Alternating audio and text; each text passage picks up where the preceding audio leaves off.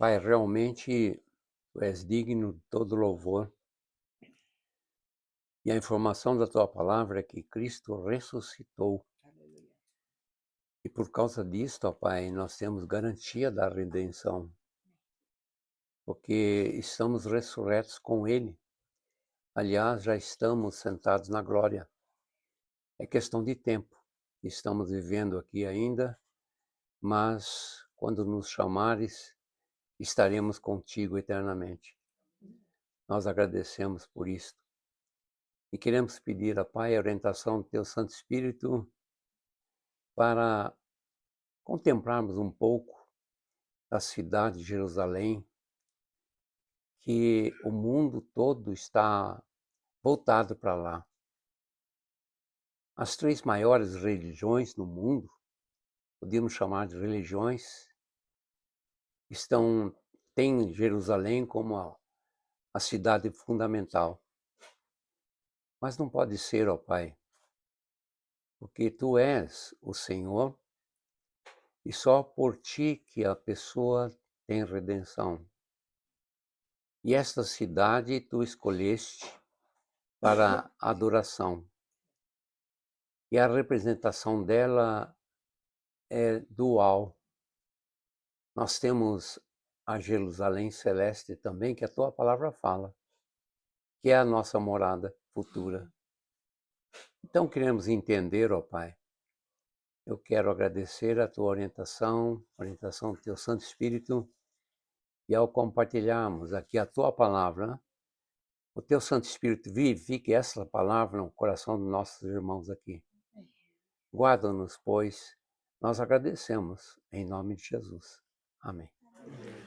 Eu creio que na segunda-feira passada, com o impedimento de nós expormos o assunto, deu uma reviravolta na minha cabeça, na minha mente, porque até então eu não tinha olhado esse ângulo. E é isso que eu quero chamar a atenção dos irmãos em vários pontos. Por que as maiores religiões, o judaísmo, ou vamos dizer, o islamismo, o catolicismo, por que tem tanto interesse lá em Jerusalém? Sendo que o Senhor desta cidade, Ele é o eterno.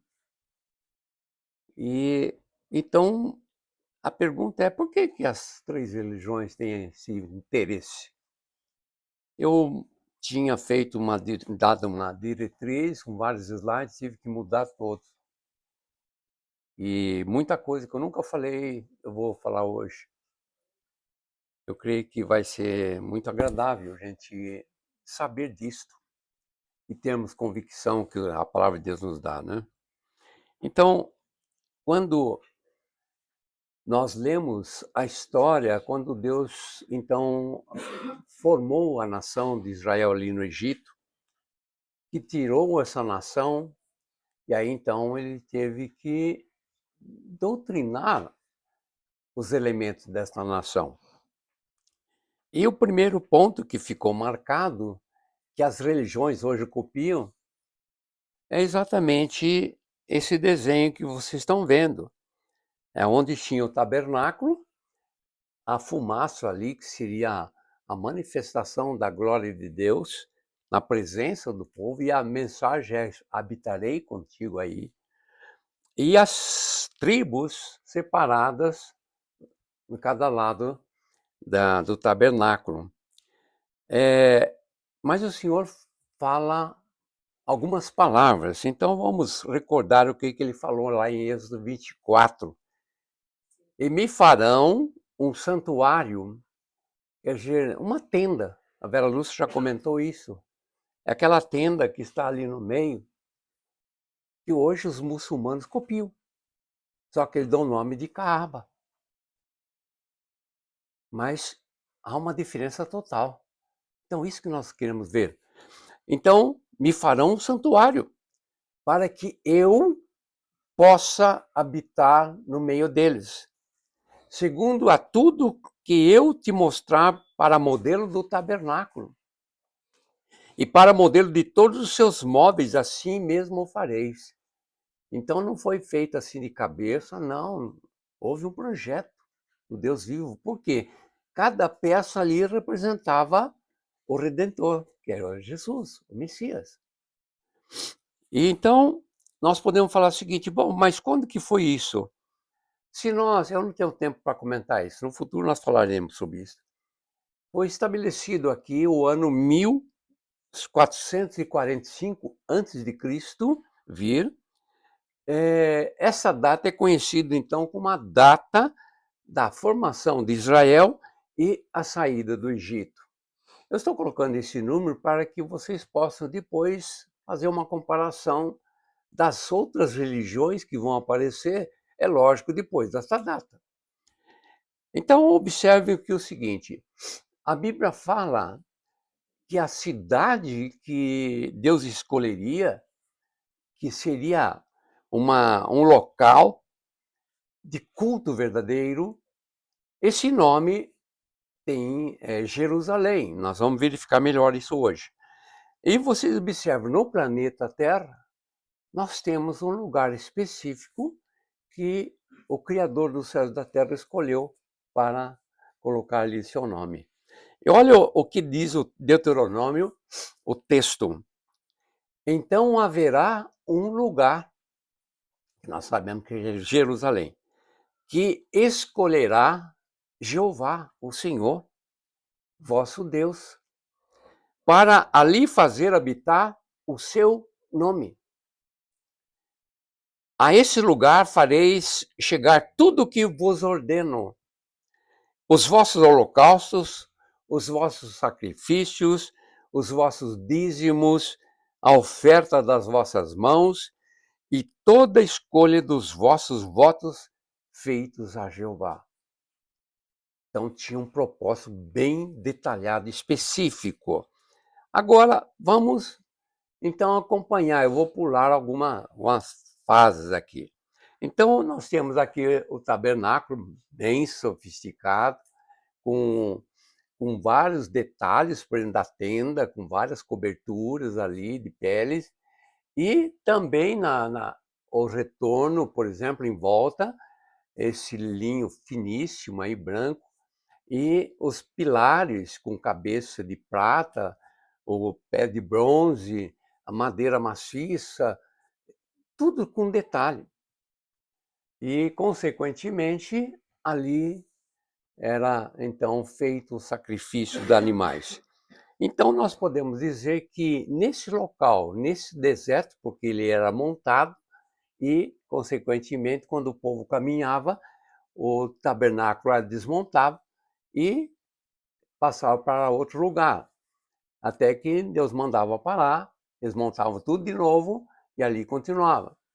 E por isso que a palavra tabernaculou é a palavra que é usada por Cristo, se fez homem e a tabernaculou entre nós, mostrando essa ênfase. E aí então vem uma figura que mostra o templo que foi construído por Salomão.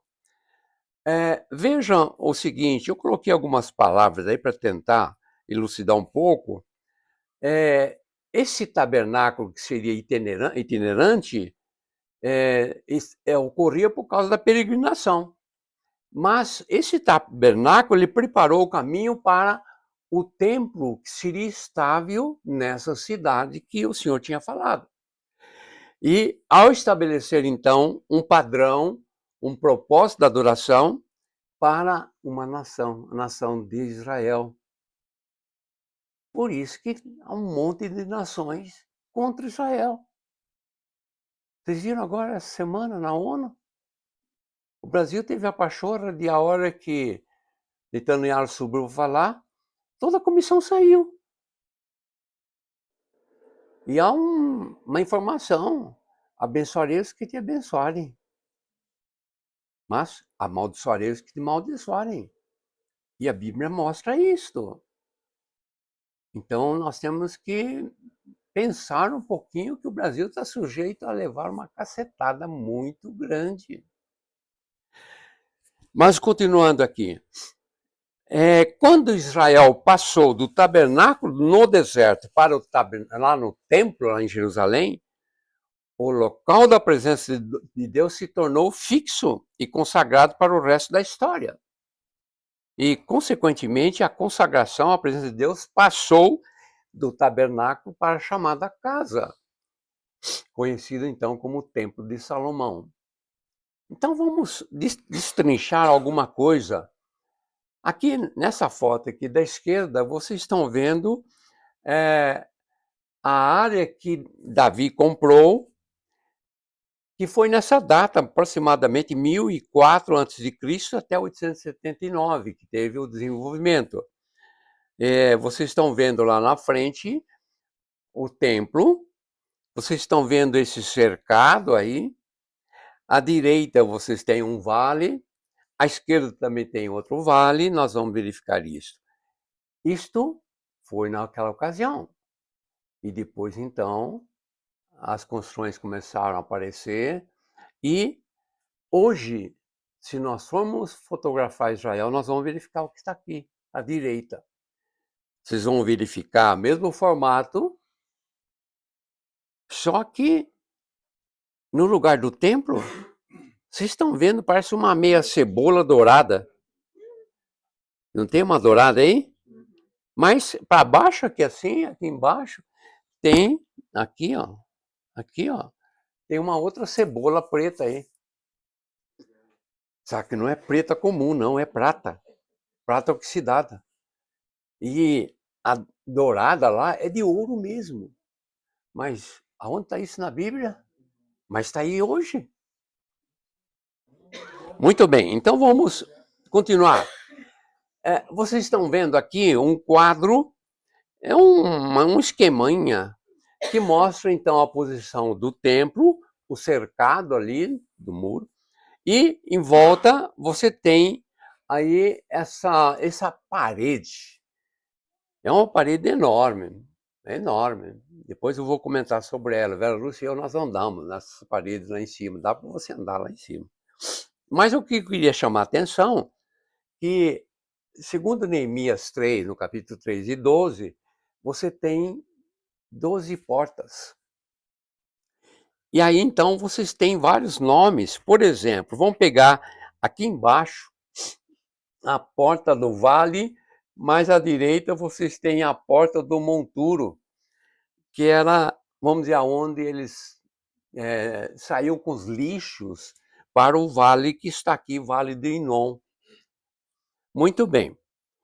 Uma outra porta que eu queria chamar a atenção de vocês, que está em azul, lá em cima, chamada Porta... Antes de você falar, lembra que você perguntou Guiena? Lembra o inferno, Guiena? Guiena é Guéinon. Então, esse vale onde eles jogavam toda a sujeira, o lixo, onde eles Queimava o cadáver também. Tudo, esse vale de Guéinon, Deus tomou esse nome. Quando você vai ler em grego, quando fala, vai fazer perecer no inferno corpo, alma e espírito, tá? Por exemplo, lá em Mateus 10, é Guiena. Guiena vem de Guéinon. Deus tomou, para falar do inferno, a figura do vale, onde estava toda a sujeira queimada. Muito bem. Era um fogo permanente. Era um fogo permanente. Né? Exatamente, não apagar. Mas o que eu queria chamar a atenção aqui na porta oriental, vamos dizer, norte, sul, leste, oriente, oeste, aqui seria ocidente. Então, essa porta que dava entrada para o templo, ela estava voltada para o oriente, é onde nasce o sol, tá? Então, por isso que ela, recebendo o sol, ela brilha. E daí o nome, hoje ela é conhecida como a Porta Dourada, o Portão Dourado. Muito bem, então, só para vocês lembrarem aí se nós fôssemos olhar na ocasião, essa porta principal, essa porta oriental, você viria o templo como vocês estão vendo aí. Era a entrada do templo, é a única entrada que tinha. Então deu para ter uma ideia da porta e Jesus passou por aí. Vamos ver mais. Se nós formos analisar a evolução. Quer dizer, quando Jesus veio, já várias autoridades tinham passado por lá. Por exemplo, nos dias de Davi, nós temos aí a linha verde que vocês estão vendo, ela contorna aqui, ó, a linha verde, pega essa parte aqui, e depois, logo em seguida, quando Salomão construiu, construiu o primeiro templo, você vai ter a linha vermelha, que ela aumenta, aumenta aqui, dá volta aqui no templo, na parte do templo e tal. E assim nós temos o período dos Macabeus, onde nós temos o segundo templo, e aí à direita vocês têm a data. Nós estamos saindo desde a época lá e estamos chegando a quando Jesus vai vir. E o segundo templo, que seria que Jesus participou ali, ele visitou, nós vamos comentar isto, foi no ano 32. E hoje vocês estão vendo as muralhas com essa cor diferente aqui, então mostrando que houve uma ampliação com o tempo. Então observem agora o seguinte, eu peguei essa foto, que é uma montagem de próprio Israel, que vocês estão vendo em detalhes ali o templo, e essa construção que Salomão fez, inclusive aonde tinha cavalaria, tudo ali. E observem que você tem 2 pontos, vou chamar a atenção aqui.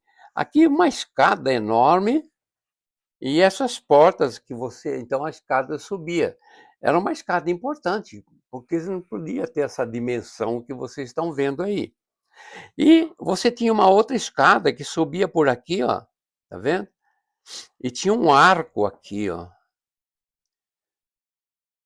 O que aconteceu? Nós vamos observar. Note, em termos de engenharia agora, de arquitetura, vocês estão tendo uma ideia. Então, primeiro, o templo estava aqui estava o leste, que seria o Monte das Oliveiras ali, onde o sol nasce, o templo então voltado para lá, e vocês têm então a escada que eu falei aqui, o número, vamos dizer primeiro, eu pus na ordem aqui, note o seguinte, eu vou colocar aqui, tem na sequência, o arco chamado de Robinson. Robinson foi um senhor que descobriu, e daí deram o nome desse arco aí, nessa escadaria, como sendo de Robinson. Então, note aonde vai ser. Exatamente ali, aquele ponto, aquele arco que tem dessa escada, que tem esse acesso por essa lateral, né? Mas você tem também um outro ponto que eu queria chamar a atenção, o próprio nome é identificado como escada monumental, não é uma escadinha qualquer. Essa escadinha, a escada monumental, vejam lá, é aquela que eu acabei de mostrar, e olha o detalhe, era uma escada monumental porque ali era o acesso ao pórtico do rei Herodes. Lembra do Herodes? Então, tinha acesso por ali. E lógico que tinha as portas, essas portas têm nome.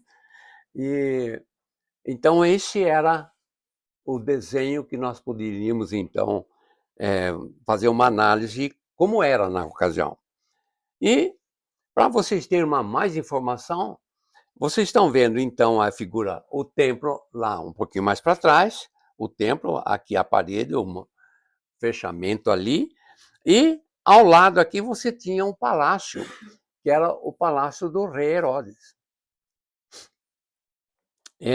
Notem o comentário aqui. Foi construído em Jerusalém no último quarto do século I antes de Cristo, né? Por Herodes Magno, o rei da Judéia, logo depois que os judeus vieram no cativeiro, né?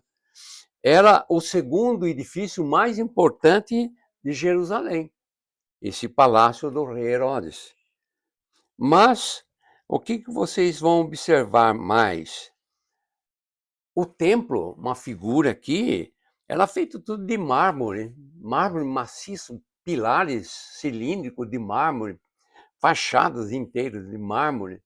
Nós chegamos a ver lá em Jerusalém, num túnel que tem lá, lá do Muro das Lamentações, uma viga maciça de pedra que tinha mais de 15 metros de extensão.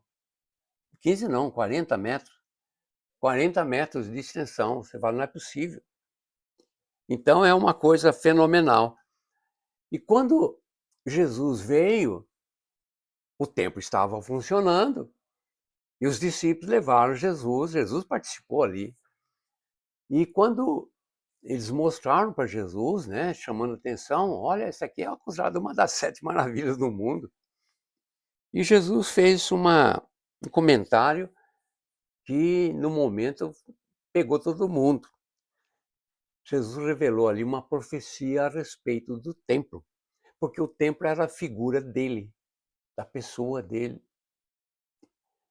A ponto que ele falou assim que não ia ficar pedra sobre pedra, mas que em 3 dias ele reconstruiria. E eles ficaram assustados. Como?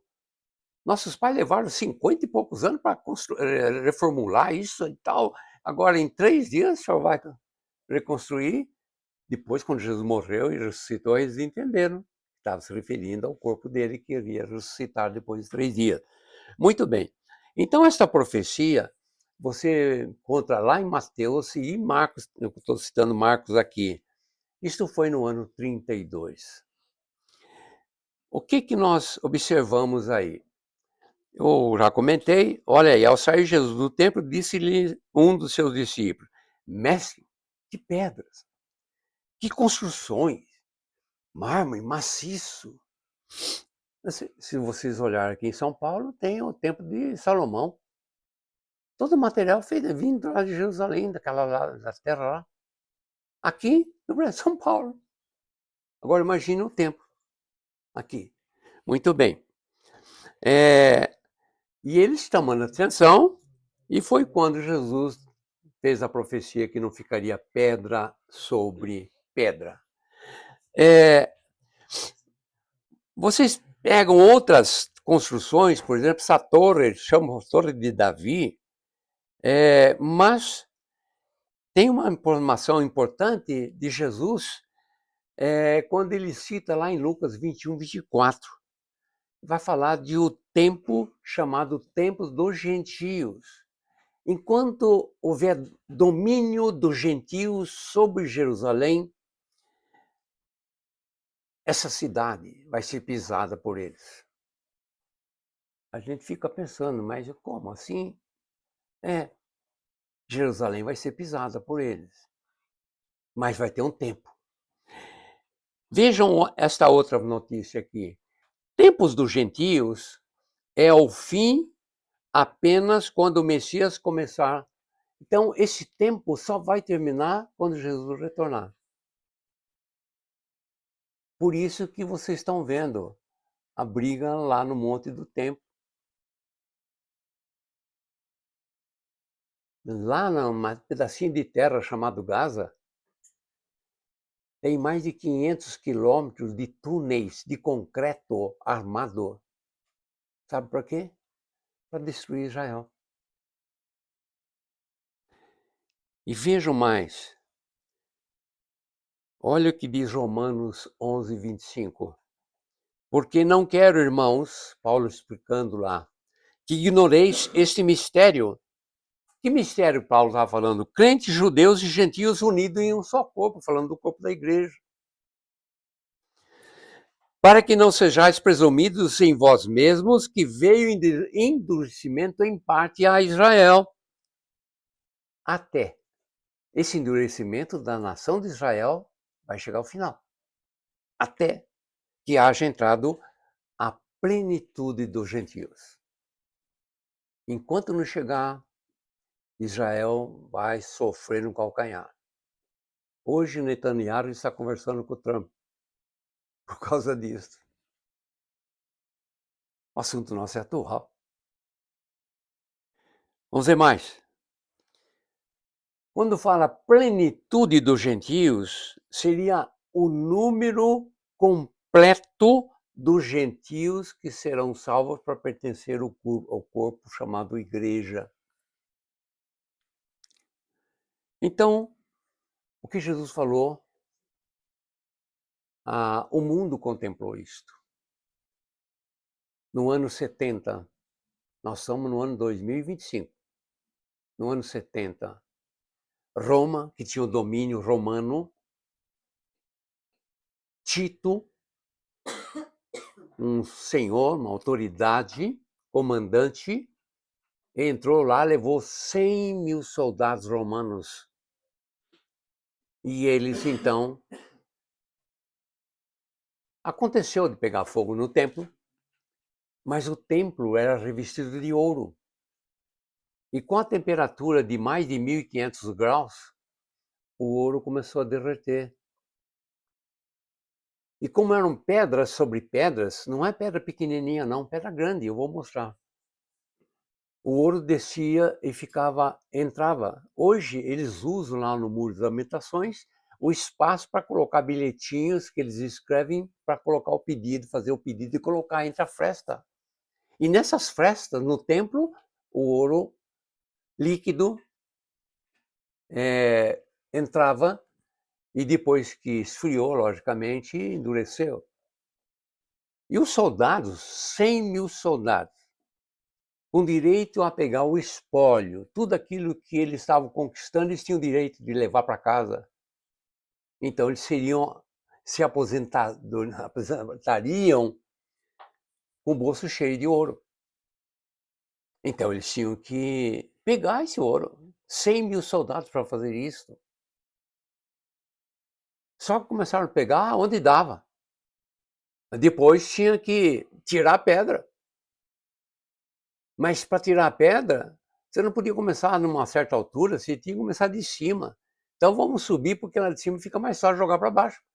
E vamos tirando essas pedras. E à medida que tira a pedra, nós pegamos o ouro. A ponto de não ficar pedra sobre pedra, cumprindo literalmente o que Jesus falou. Muito bem. Não há dúvida. Foi cumprido 100%. Quando? No ano 70 da nossa era.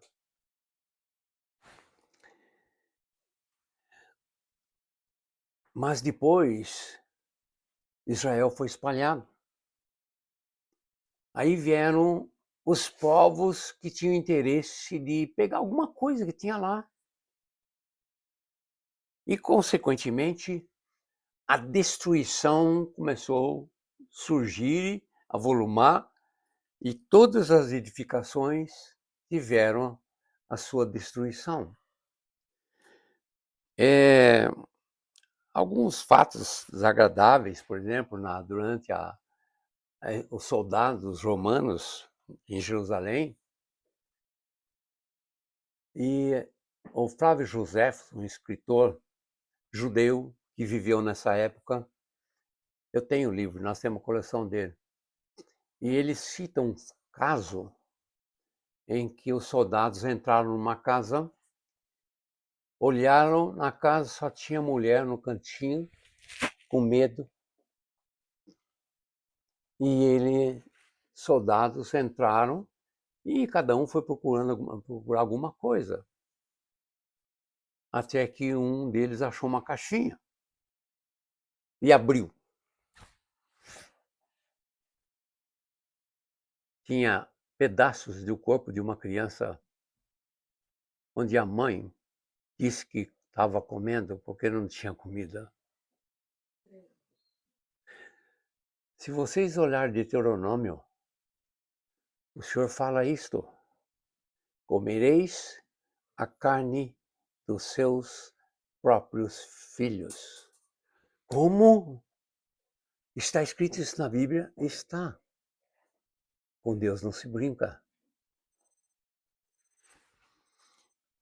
Aqui vocês estão vendo a parte da cidade que foi aterrada. Muita coisa ficou escondida na terra. E as escavações começaram a surgir. E cada vez que tira um pouco de terra, há coisas impressionantes que foram descobertas. Eu vou mostrar algumas para vocês. Então, nessa parte que vocês estão vendo lá desse muro, aqui vocês estão olhando de cima o monumento chamado Domo da Rocha. É um monumento, não é uma mesquita. A mesquita é essa daqui, que tem aquela cebola de prata, enquanto a outra é de ouro. Mas o que essas duas mesquitas, esses dois monumentos que são islâmicos, o que estão fazendo nesse lugar do templo? É aí que tem o templo. Estão. É religião. Jerusalém não é interesse das maiores religiões do mundo? O islamismo é uma das maiores do mundo. Mas qual o interesse do Islã nesse local? Essa é a minha pergunta.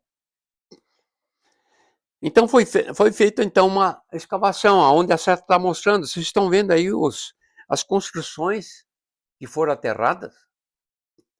Roma enterrou tudo, depois veio outro grupo, outro otomano, veio outro grupo, e cada um fazia alguma coisa.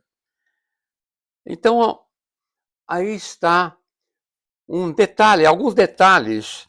Essa senhora que vocês estão vendo aí, a doutora Eilat, ela acabou de falecer, ela faleceu acho que o ano passado. Eu sempre admirei essa doutora aí. E ela que comandou essas pesquisas, essas escavações, e cada dia ela vinha com uma informação. Eu peguei algumas fotos para mostrar para vocês, mas aqui, vejam, os escavadores encontraram um grande número de pedras que foram derrubadas do monte do templo, da parte de cima. Foram jogadas para baixo, no nível mais baixo. E, consequentemente, essas pedras caindo no calçamento, não era calçada de cerâmica, alguma coisinha, não. Eram blocos de 30 centímetros de espessura. Eu vou mostrar mais detalhes para vocês. Então, notem aqui, lembra da escada? A escada de acesso ao pórtico lá real do rei Herodes. E é tudo de mármore. Você anda lá, fala, não é possível uma escada dessa de mármore. Como que nunca teve o templo lá? Eu tenho detalhes de autoridades muçulmanas que falam que nunca existiu um templo lá judaico nesse lugar. Eu pergunto para ele, mas quem construiu essas escadas aí de mármore? E não é pecinha de mármore, não. Vocês estão vendo o tamanho da escada. Vamos ver mais. A minha querida esposa, Vera Lúcia, ela não é alta, né? Mas dá para vocês terem noção que tem pedra que dá muito mais alta que ela. Olha o tamanho das pedras aqui. Olha o tamanho da Vera Lúcia lá no fundo. É brincadeira isso, né? Isso está aos olhos do mundo. Vamos ver mais. Lembra lá do arco de Robinson que eu falei? É nesse canto aqui. É onde vocês estão vendo. Eu vou mostrar uma seta aí. Aí. Não tem mais aquela escada lateral. Mas isso foi inventado. Escuta, fazer isso de pedra como invenção é ser ignorante, querer entender a coisa diferente. Vamos ver mais. Outro detalhe aí. Quando foi destruído isso? No ano 70. Mas o que tem Roma a ver com isso? Vocês vão verificar. A pachorra de Roma. Eu vou mostrar daqui a pouco. E note o tamanho da pessoa aqui embaixo, para vocês terem uma ideia das pedras. Vamos ver mais. Olha aqui o que a escavação... Tudo estava aterrado. A escavação arqueológica de uma rua revela enormes pedras que foram jogadas de cima e caíram na rua de baixo. quando os soldados destruíram o templo. Tinha que jogar lá de cima para poder pegar o ouro. E como é que faz? Vai ficar um empurra para o lado? Depois você não anda. Você tinha que dar sumiço na pedra.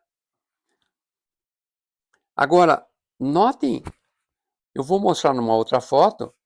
Olha aqui, calçamento afundado com a queda de grandes blocos na área superior do templo, que caíam de lá. A seta está mostrando, veja a espessura do bloco e como está o bloco. Não é um caminhão que passa e entorta tudo isso aí, não. Continuando. Vocês estão vendo essas colunas maciças de mármore? Tá aí de brincadeira?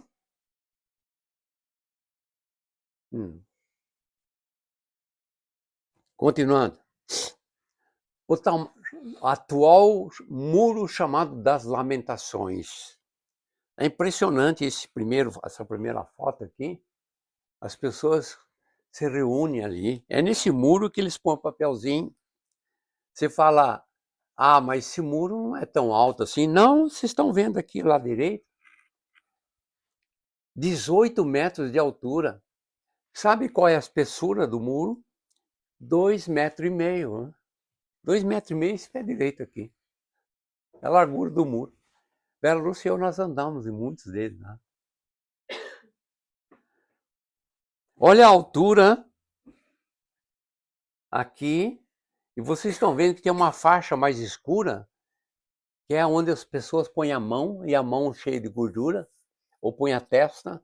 Então delimita uma área, fica encebada, né?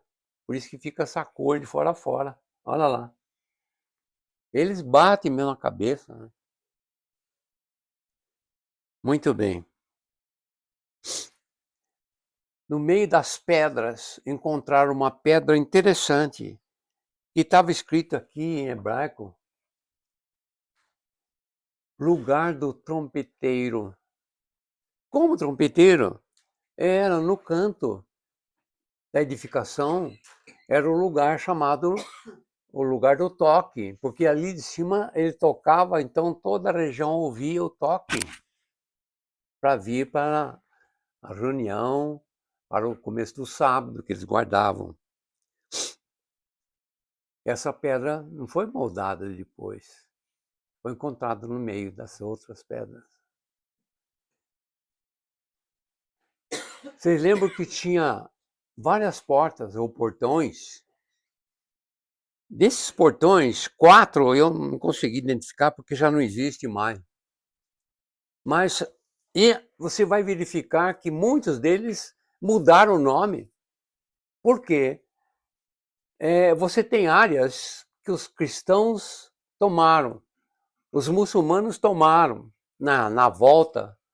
Então, logicamente, se tem um portão ali, esse portão vai ter um nome que corresponda àquele povo que está ali do lado. Então, vocês vão verificar, por exemplo, Porta de Damasco, Porta de Jafa, Porta de Herodes, Porta do Monturo, né? Aquele do esterco, né? Que eles usavam, a Porta de Sião, a Porta dos Leões, a Porta Nova e eu coloquei em dourado lá a Porta Dourada. Que, olha, vocês podem ver, tá dourado mesmo, né?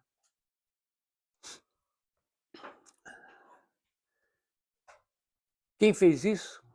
Soldados romanos, de Roma, o domínio de Roma. Sim. E eles têm a honra. Você vai lá em Roma, você entra nas edificações, ruínas dele, mas você vai ter lá o Arco do Triunfo em Roma. Esse arco que vocês estão vendo aqui não é uma construçãozinha pequena, não. É maciço de mármore. E esse arco tem uma plaquinha do lado, comandante, o Arco de Tito. Quem foi Tito? É o comandante, o nome dele é Tito Flávio Vespasiano Augusto. Sempre são Augustos, sempre Augusto, né? Considerados imperadores, como se fossem deuses. E vocês estão vendo aqui principalmente, esta foto aqui é essa daqui. Vocês estão vendo que tem a menorá aí? Mas vocês têm mais coisas. Aqui não está aparecendo, mas tem a mesa dos pães da proposição. Você tem as cornetas. E feito isto em mármore maciço. Isto está em Roma. Você pode constatar com seus próprios olhos e pode tocar. O que tem a ver Roma com Jerusalém?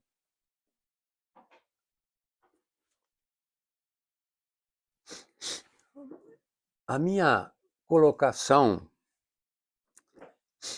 quando a Bíblia descreve que Jesus, no dia chamado Dia da Visitação, esse dia estava programado há muitos anos, tinha a data exata para acontecer. O dia apropriado para acontecer. E Jesus entrou. E aqueles homens com folha de figueira falando, bendito, palmeira, né? Bendito que vem em nome do Senhor. Só que Jesus veio montado não num cavalo branco, bonito, veio no jumentinho. Não sei se você já aqui teve a oportunidade de andar em jumento. Eu já tive. Meu avô tinha um que era complicado. E a Bíblia fala que era jumento, um jumentinho, cria de jumento. A Bíblia usa 3 vezes a palavra jumento. Presta atenção, viu, jumento? Porque a tendência nossa é não acreditar. Ah, Jesus montado no jumentinho. Ah, não, essa não. Essa vai falar para outro. Eu não acredito nisso. Tudo bem, o fato de você não aceitar isso, o problema é seu. Não invalida a verdade. Nós temos que parar para pensar. Ah, eu não creio assim, o problema é seu. Ah, eu não creio que Jesus é o Salvador. Eu tenho outras maneiras de ir para o céu. Tem, o problema é seu. Vai. E essa porta, Jesus entrou. Olha, é montado no jumentinho aqui, uma figura de jumentinho. Isso foi no ano 32. Esse 32 antes de Cristo, né? Ah, depois, eu errei, tá? É depois, bom, depois de Cristo. Aqui esse A aqui é D. Depois de Cristo. É que nem o outro. Lá o outro eu coloquei certo. Aqui eu coloquei errado, preciso corrigir isso. Depois de Cristo, né? Foi o ano que ele foi sacrificado. Agora, essa porta está fechada. Está fechada? Tá. Vocês viram? Eu mostrei agora há pouco. Mas por que está fechado?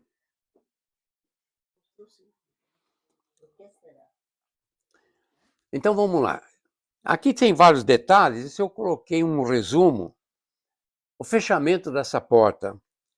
Os muçulmanos, vários povos, assim como os romanos, depois os muçulmanos, os otomanos, e tem um grupo aí que vai longe. Mas no ano 810, apareceu então o grupo já maior, por causa de um homem chamado Maomé, que foi o fundador do islamismo.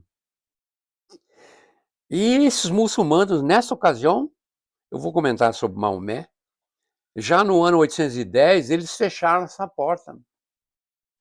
Depois teve um outro, também da mesma seita, uma autoridade, que resolveu fazer, reformular, construir várias coisas, mas manteve ali fechado. E a pergunta é, por que está fechado? E mais, se vocês olharem aqui à direita, tem uma seta escrito cemitério. E sabe o que tem na frente desse portão aí, dessa porta fechada? Tem um cemitério muçulmano. E sabe por que eles construíram esse cemitério justamente aí? Primeiro para dizer que é sagrado deles, não vai pisar lá. Olha lá. Os muçulmanos fecharam a porta oriental e fizeram um cemitério em frente à porta, pois eles sabiam da mitzvah, que já é um mandamento judaico. O que mandamento é esse? Um sacerdote judeu, ele não pode passar por cima de um lugar onde esteja enterrado um morto, algum morto. Pois de acordo com Números 19 e 16, eu coloquei aqui embaixo, tal atitude tornaria o sacerdote impuro. E, consequentemente, Jesus, o Messias de Israel, não deveria descumprir esta lei. Você lembra que Jesus foi tirado da cruz antes das 6 horas? Porque senão tornaria, se alguém tocasse nele, depois das 6, seria imundo. Iria ter a purificação. Olha o que diz o Números 19, 16. Todo aquele que no campo aberto tocar em alguém que foi morto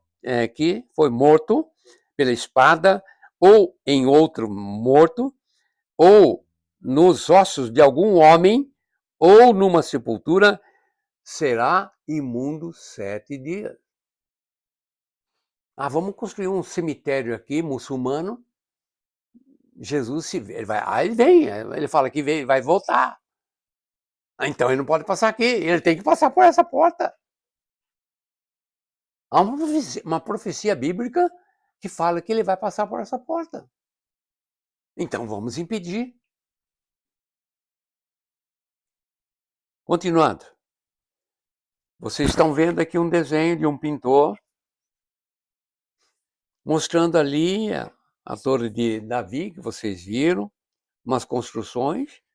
Não tem nada do Domo da Rocha, não tem nada da Mesquita Al-Aqsa. Então note o seguinte, essa é Jerusalém. E observem, essa palavra Jerusalém, no hebraico, você vai ler da direita para a esquerda, Yerushalayim. Eu vou fazer alguns comentários sobre essa palavra que vocês estão vendo. Então, está em vermelho, Yerushalayim. O que significa isso? São duas palavras. Vocês vão verificar essa parte vermelha, Irá, ela engloba muitas coisas, mas ela resume no seguinte: trata-se de temor a Deus. 3 maiores religiões do mundo, temor a Deus. Está coerente. Mas vamos ver mais. E a última palavra, Shalem, ou como vocês estão vendo lá, Shalem. Shalem, vocês já viram, quer dizer paz. Shalem, Alef, quer dizer paz com você. A palavra Shalem é paz. E a paz, ela envolve duas coisas fundamentais. A primeira é algo que é perfeito. Mas tem que ter a segunda condição. Tem que ser completo. Vou dar um exemplo para vocês entenderem. Imagina uma pessoa que nasceu com todas as mãos, pés, tudo bonitinho. Mas nasceu com uma mão mirradinha, com os dedinhos pequenininhos, totalmente defeituosa. Eu tenho uma prima assim. Ela é perfeita, mas a mãozinha dela totalmente diferente. Ela é perfeita, ou melhor, ela é completa? É, mas ela é perfeita? Não, então não é paz. A minha paz vos dou. Sabe o que é isso? É algo que é perfeito e completo. Quem tem Cristo tem tudo. Então agora veja o seguinte, essa palavra Yerushalayim, ela aparece no Taná, no Antigo Testamento, 659 vezes. No Novo Testamento, ela aparece 142 vezes. Dá um total de 801 vezes. Eu vou adiantar para vocês uma coisa interessante. Vocês viram o monumento? Domo da Rocha? Vocês viram a Mesquita Al-Aqsa? ela fala do livro ao Corão. É isso aqui. Sabe quantas vezes a palavra aqui, o Corão, cita Jerusalém? Nem uma vez. Quando o Corão foi escrito? Depois do anos 800, da nossa época. A Bíblia foi escrita no ano 100. Praticamente 500 e poucos anos foi escrito ao Corão, esse livro. Não menciona uma única vez a palavra Jerusalém, enquanto que a Bíblia menciona 801 vezes. Opa, alguma coisa está errada aí. Continuando. Jerusalém e seus nomes bíblicos. Se é uma cidade importante, que Deus iria colocar o nome dele, então você vai ter que ver isso na Bíblia distribuído. A primeira palavra que originou a Jerusalém era chamada como Jebus, que ela vem dos jebuseus que estavam naquela ocasião lá. Mas ela é chamada a cidade de Davi. E mais, Jeová chamar, quer dizer, o Senhor está ali, Jerusalém. A cidade do grande rei, a cidade fiel, Sodoma, Gomorra, a cidade de justiça. Eu estou colocando as passagens que vocês podem checar. Ela é chamada lareira de Deus. Opa, lareira, pega fogo, né? Por que esse nome? Vamos verificar. A santa cidade, a cidade do Senhor, a Sião do Santo de Israel. Também ela é chamada de salvação, libertação. E a Bíblia, o Senhor chama de minha delícia.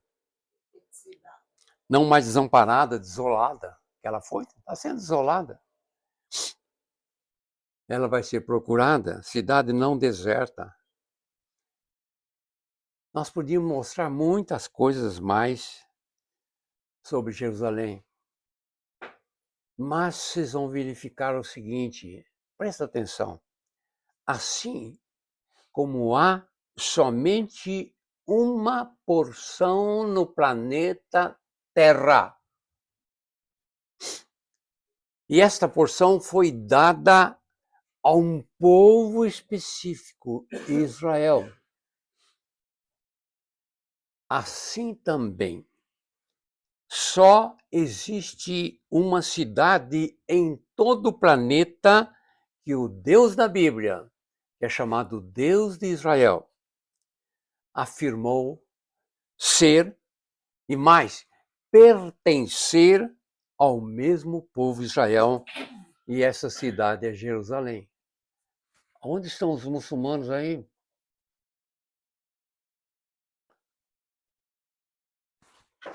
Então agora, vocês estão vendo? A Salém descrita em Gênesis Salém é paz, né? Então vocês estão vendo aqui. a mesma cidade. Vocês estão vendo ali a cúpula dourada e aqui a cúpula prateada. Tem mais notícia, eu vou falar isso para vocês. Talvez não hoje, não dá mais. Então, essa cidade, Jerusalém, nós chamamos aqui da terra, é a cidade da adoração que nós vimos, Deus determinando lá em Deuteronômio, né? Mas tem um detalhe que a Bíblia mostra. Eu estou citando Isaías 2.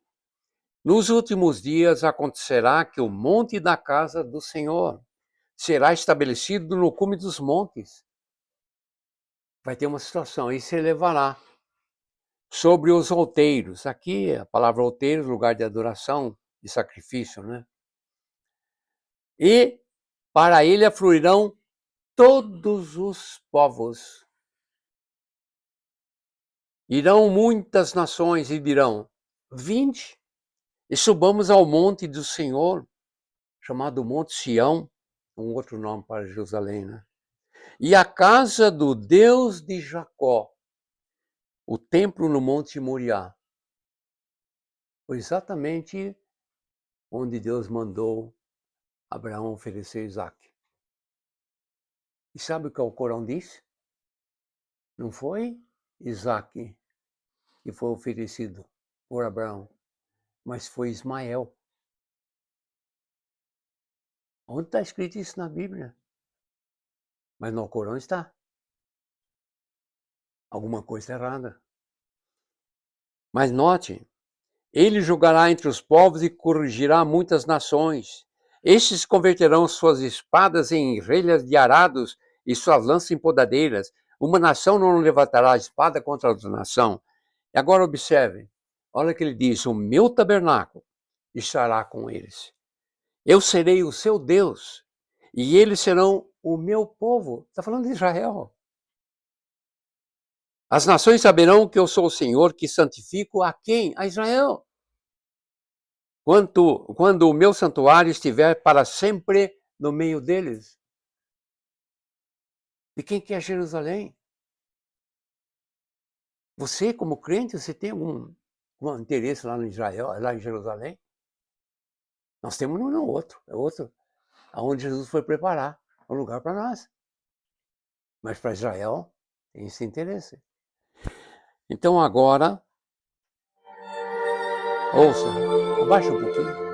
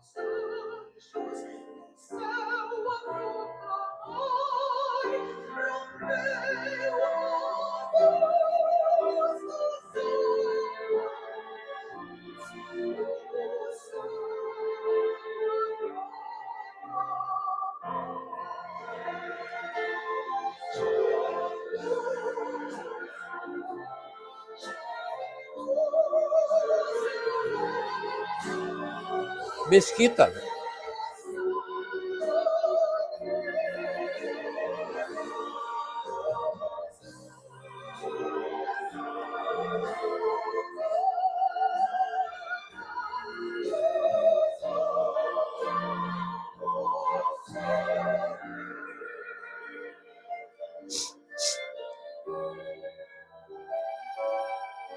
Domo da Rocha, muçulmano.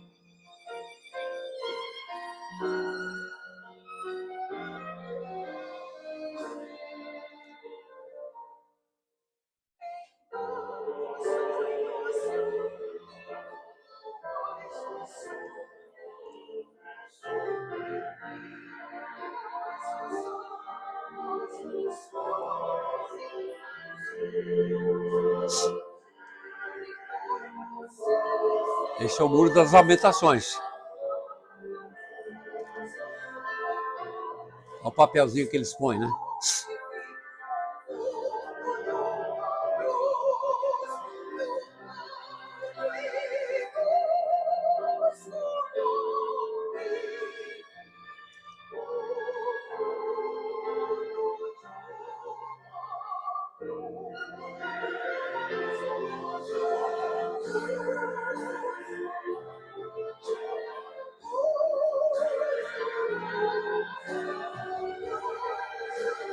A mesquita muçulmana.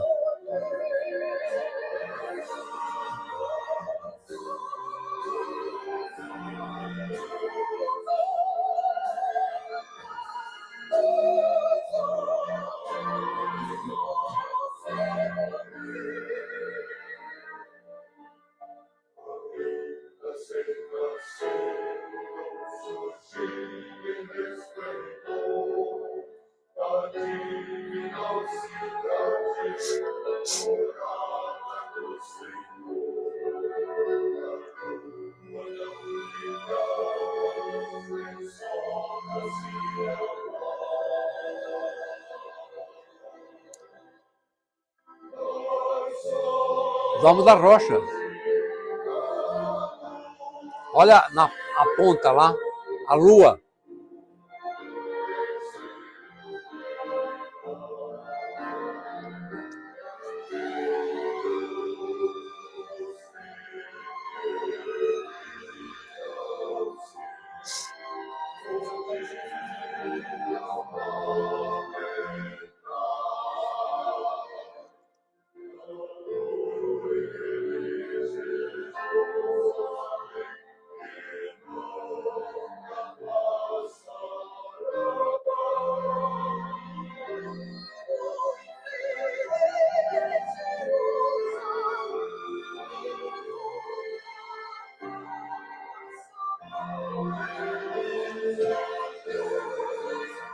Esse é o cemitério judaico.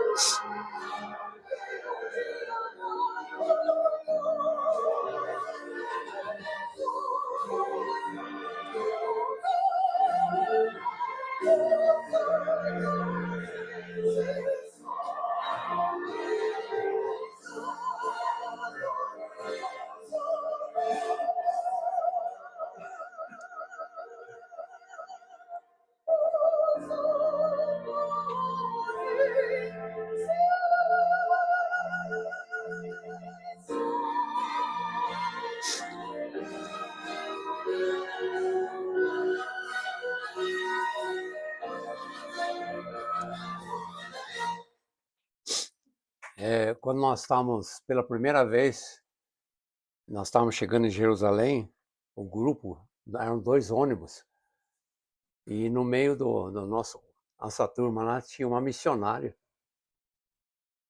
E a hora que começaram a aparecer as edificações, a gente estava acostumado a imaginar em branco e preto, mas ali nós estávamos vendo colorido, em Technicolor, sabendo onde Jesus passou. Mas ele passou por aqui, passou. E aquela turma começou a cantar esse hino. Mas com aquela mentalidade de pessoa redimida, tendo a figura do Senhor Jesus e por onde ele passou. Foi uma sensação que eu nunca imaginei, passei. À medida que você cantava, as lágrimas denunciavam uma emoção muito grande interiormente. Não que você estivesse tristeza, não, é exultar. A exultação é algo que o corpo não consegue. E se você tentar demonstrar aquilo que está lá dentro, porque a adoração é espírito. A espiritual não é intelectual. Você pode ficar alegre, dar risadinha, mas o sentimento é de dentro. E todos naquele ônibus, não tinha uma pessoa que você olhava, os olhos cheios de lágrimas e as lágrimas correndo aqui pela face. Vocês tiveram uma ideia, uma grande cantora, eu creio que é a nossa irmã, mas misturando o cineasta, ele não podia colocar uma mesquita laxa, não podia colocar um domo da rocha. Isso não tem nada a ver com o Senhor Jesus. Às vezes você fala para o crente, você é muito exigente. O que é exigente? Não tem condições o diabo participar disto. Se eu encontrar com essa irmã, eu vou falar com ela. Ela é lá da Igreja da Liberdade, só aparece lá. É? Era o pessoal da Liberdade, era lá na igreja. Lá na Liberdade. Mas você vejam o discernimento. Então. Mas eu quero chamar a atenção de vocês o seguinte, porque muitas vezes o crente hoje ele é enganado. Ele canta uma música, um corinho, por exemplo, que não fala nada de Jesus. E nós tivemos um caso assim, nós contratamos um artista lá para fazer o emblema da missão, e nós íamos colocar um nome em hebraico, Sadik Baimuná, quer dizer, justo pela fé. E o primeiro desenho que ele apresentou foi o nome da rocha. Tem sentido. Não tem sentido. As minhas fotos de Jerusalém, só quando eu quis mostrar uma pregação para Israel, para israelita. Dizer que o Messias já veio, por isso que o domo está lá, mas eu tiro e não deixo aparecer o domo. Na semana que vem eu vou continuar, e aí eu vou mostrar mais detalhes que o diabo usa para enganar os crentes. Vocês viram que Deus mandou construir o tabernáculo e a tenda, onde tinha o lugar santo e o lugar santíssimo, onde ele manifestava na Shekinah. Lembram lá? Entre os querubins, o propiciatório. Aonde o diabo foi copiar? Fazendo uma tenda também. Qual o nome que ele tem? Bom, vamos dar um nome de Carraba. Então, na semana que vem, vocês vão ter ideia melhor. Por isso que o nosso objetivo é falar do Senhor Jesus como Salvador e Senhor, seja Ele quem for. Seja Ele muçulmano, seja Ele católico, seja Ele judeu, seja protestante.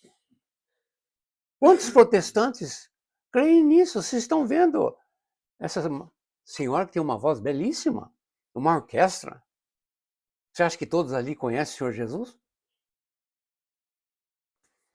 Então, na próxima aula, na próxima segunda-feira, se Deus quiser, nós vamos dar continuidade. Vocês vão verificar a barbaridade. Mas eu vou aproveitar, colocar vários exemplos de pessoas sem braço, sem perna, que expressam alegria, esperança da Jerusalém, não a terrestre, a Jerusalém celeste. Aí vocês vão se alegrar com a mensagem. Que o Senhor Jesus nos abençoe. Mais uma vez, pedir para algum irmão orar por nós.